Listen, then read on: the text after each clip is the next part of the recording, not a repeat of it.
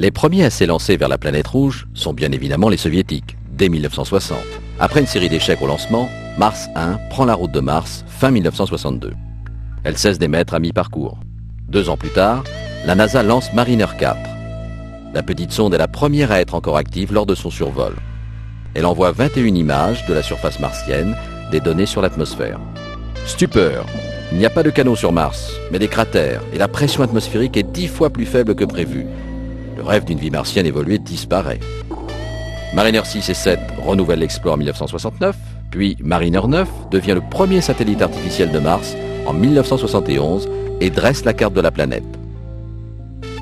3 ans après l'échec des capsules soviétiques Mars 2 et 3 en 1972, la NASA envoie 2 grosses sondes vers Mars en 1975.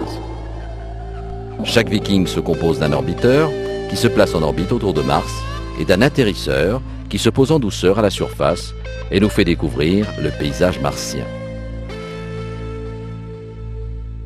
Les missions martiennes ne reprennent qu'à la fin des années 80. Mais Mars est jalouse de ses secrets et les échecs s'enchaînent. Après les sondes russes Phobos et l'américaine Mars Observer, Mars 96, qui emporte de nombreux instruments européens, échoue à son tour. C'est finalement la petite sonde Mars Pathfinder de la NASA qui renoue avec le succès en 1997.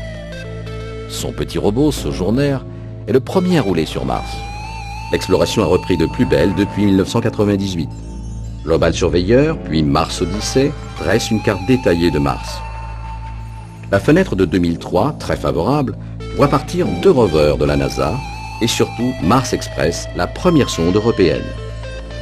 Elle emporte la petite capsule Beagle 2. Avec son bras mécanique et sa batterie de capteurs, d'autres sondes sont prévues tous les 2 ans en attendant un retour d'échantillons du sol martien, peut-être d'ici 10 ans. L'étude de ces échantillons permettra de préparer le prochain grand défi, l'arrivée de l'homme sur Mars.